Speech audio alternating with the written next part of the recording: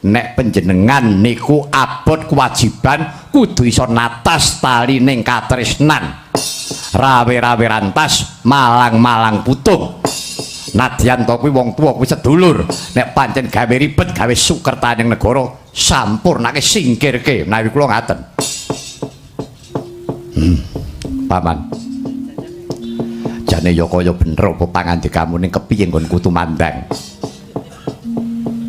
abot rasane ngatiku pun saniki ngaten kemawon kula badhe nderek sabiyantu sepados mboten ketingal kula badhe manjing epek-epek panjenengan ingkang kiring mengkono paman inggih mangke kula aturi namaaken Kakang Brodjotento namung kemawon mangke menawi wonten kahanan ngelok-eloki ampun kaget nggih nggih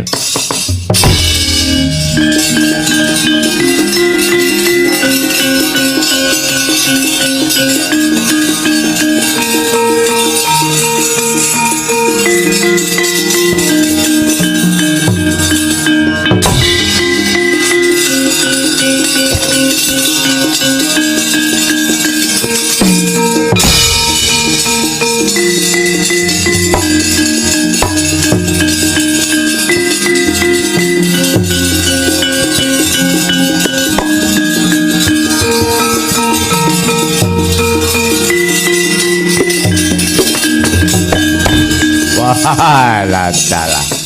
Kowe wani maju meneh kowe wis entuk syarat. Kowe wis entuk srana.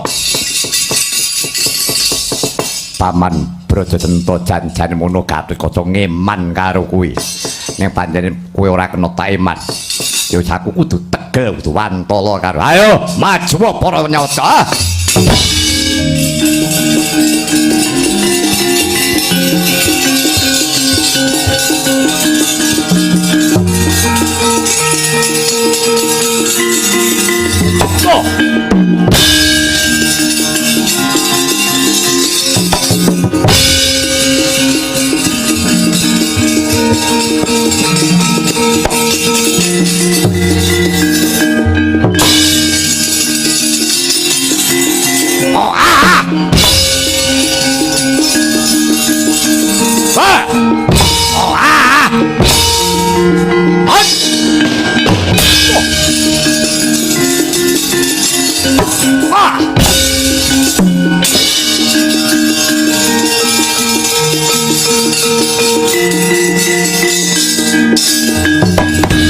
Kacarita Sang Brodjotento wis kajambak rikmane dening Sang Gatotkaca.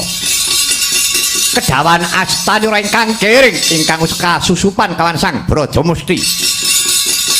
Sami sakala sirna sampya wong agung kekalih Brodjotento Brajamusti.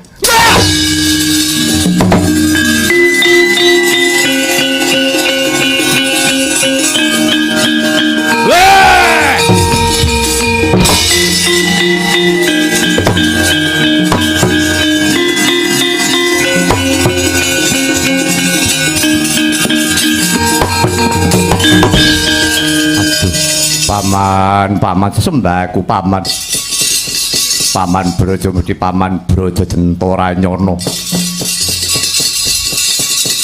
panjenengan sarimbit nganti temekaning pati yen ngono Gatotkaca dadi ratu piancik-ancik kunarpaning pepundhen paman Brodjotento paman Brajamusti dosa apa sing dak sandang paman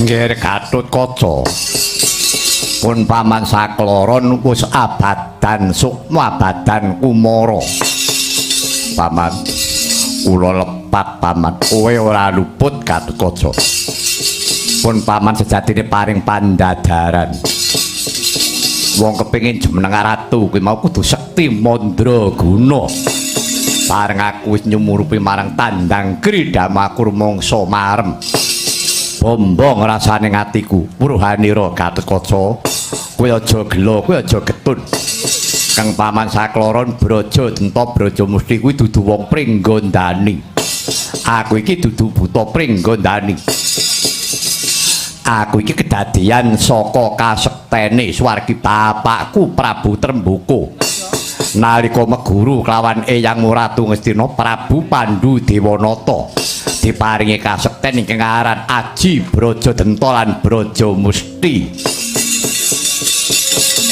Bareng mengkono Kanjeng Ibu nggerbini bareng lahir buta kembar diparingi tetenger nunggak semi kaya kasekten Braja Denta Braja Musti kuwi pancen kasekten. Lah sarene Kanjeng Rama kuwi ya wis seda Aji Braja Denta Braja Musti kudu bali marang sing maringi. Rene sing maringi ya wis ora ana Narendra Ngastina, kudu bali marang tedhak turune Prabu Pandhu ora liya ya mung sira ngger Gatotkaca. Aji Braja Denta Braja Musti. Kuwi bakal manuksma marang epek-epekmu kang tengen lan kang kiwa. Sing tengen ingkang paman Braja Denta, sing kiwa Lestari kang paman Braja Musti. Welingipun paman nggih kasekten iki nggunen memayu hayuning jiwa.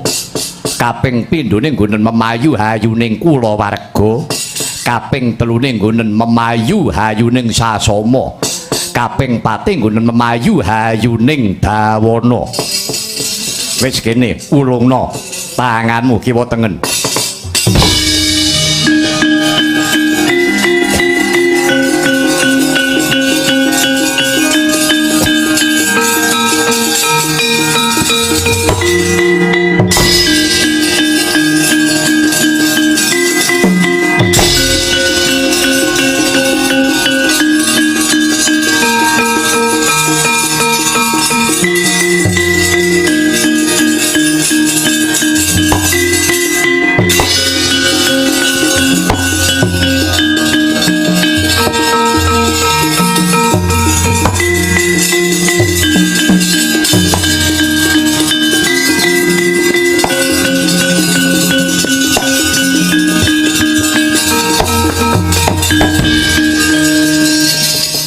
Paman Braja Lamatan lan Paman Braja Wikalpa. Wonten dawuh nggih, Paman. Dina iki Paman Braja Denta lan Paman Braja Musti wis ninggalaken negara Pringgondani ninggal katresnan karo aku. Paripaksa kowe Paman Braja Lamatan tak jumenengake dadi patih. Aduh mboten saged nggih kudu bisa Paman.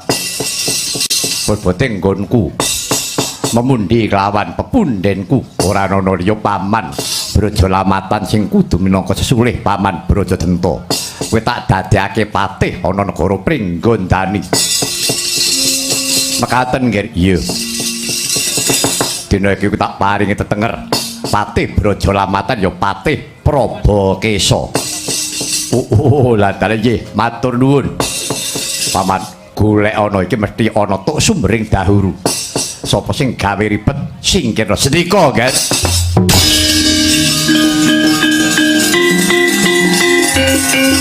Ah!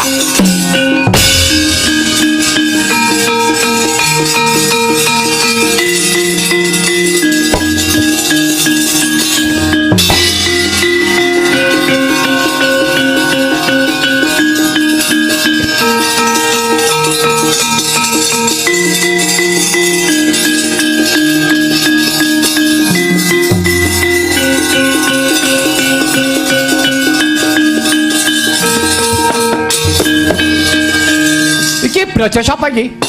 Kula Braja Lamatan. Braja Lamatan. Sakmenika kula dados patih Prabakesa. Lah kok kowe gelem? Goblok. Kowe iki ratu aja gelem dadi patih ngono. Kowe iki didak-idak gundulmu karo wong Pandhawa. Kenapa kok manut? Kowe ora iso mikir. Ora iso metung. Bodho kowe. Ayah.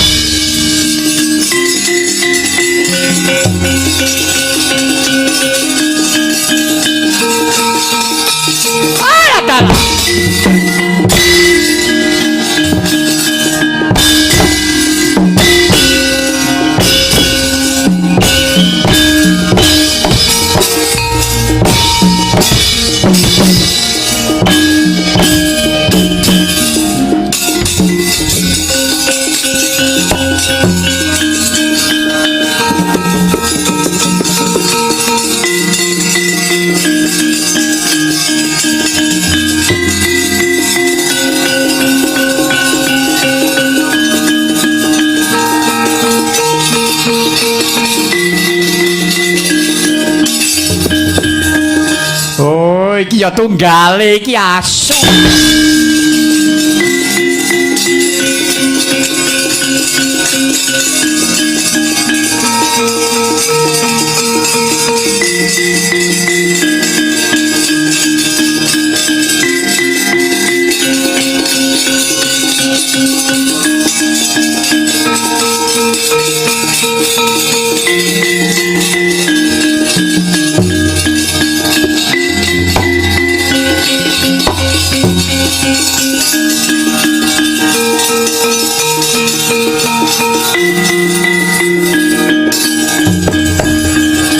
Gleleng pacakmu, gedhe sirahmu, bombong atimu. Gatotkaca dadi ratu ning negara Pringgondane wis entuk-entukan. Carane maling ngono kowe wis entuk-entukan. Nggo berkat akeh Werkudara jangkemmu.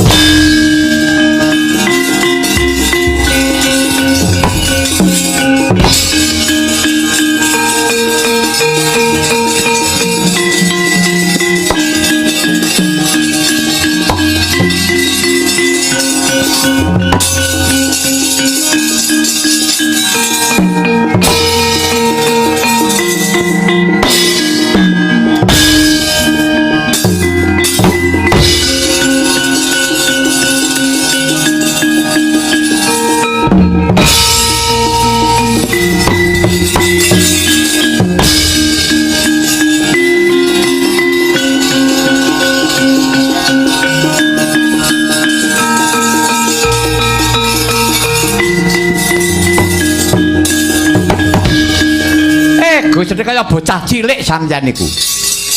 Eman-eman. Sampeyan miloro karo Kurawa. Ibarate Kurawa niku nek kewan kaya dene gurem.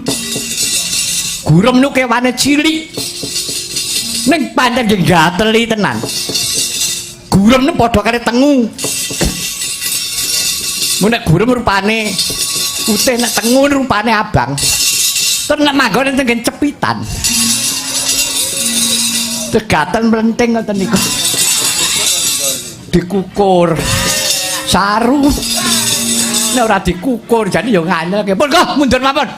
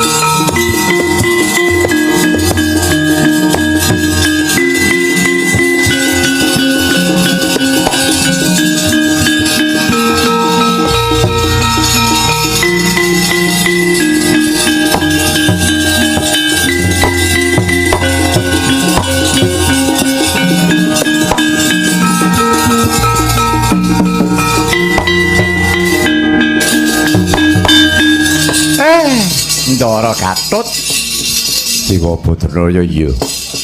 Den. Kula nderek bingah. Menanipun Ndara Gatotkaca sampun nampi kekudanganipun ingkang waswargi Prabu Harimba. Tegesipun menanipun Ndara Gatotkaca menika jumeneng Narendra wonten negari Pringgondani ngayomi sagung para kawula dasih. Boten namung sakubenging kraton nanging sedaya negari Pringgondani menika panjenenganipun sinuwun Prabu Anom Gatotkaca ingkang ngayomi menawi perlu ingkang dipun westani mustikaning manungsa niku nempun manungsane niku saged piguna tumrap negari sanes peduli kaliyan panandhanging tiyang sanes menika petinganing janma mengkono nggih menawi saking menika Gus kula nderek memuji anggen panjenengan jumeneng atu wonten negari Pringgondani sineng kuyung sagung para kawula alit sedayanipun sami anyeng kuyung mugi-mugi sageta amangun negari Pringgondani kanthi adhedhasar adil lan makmur ayem tentrem nir ing sambe kala